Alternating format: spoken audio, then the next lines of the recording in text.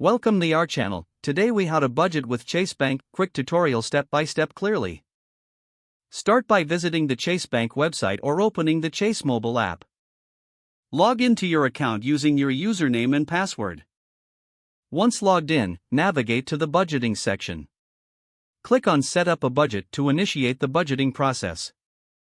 Choose a time frame for your budget, such as monthly or yearly. Select the income sources you want to include.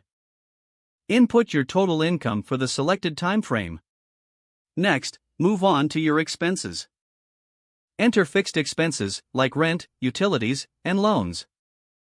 Then, add variable expenses, such as groceries, dining out, and entertainment. Be sure to categorize each expense for better tracking. Once all income and expenses are entered, review the budget suggestions provided.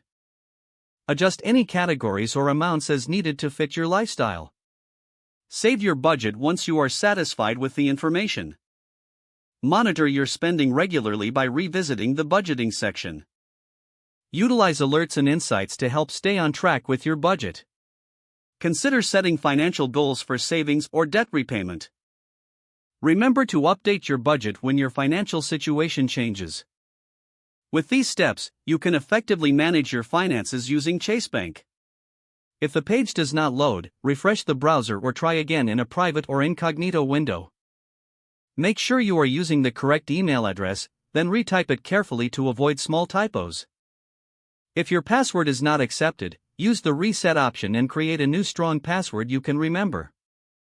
Check your spam folder for verification or security emails, then complete any requested confirmation steps.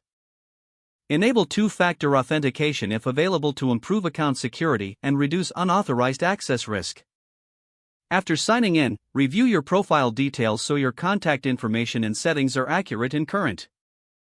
If you see an error message, note it down and try again after restarting your device and internet connection. Log out when you finish, especially on shared devices, to keep your account and payment information secure.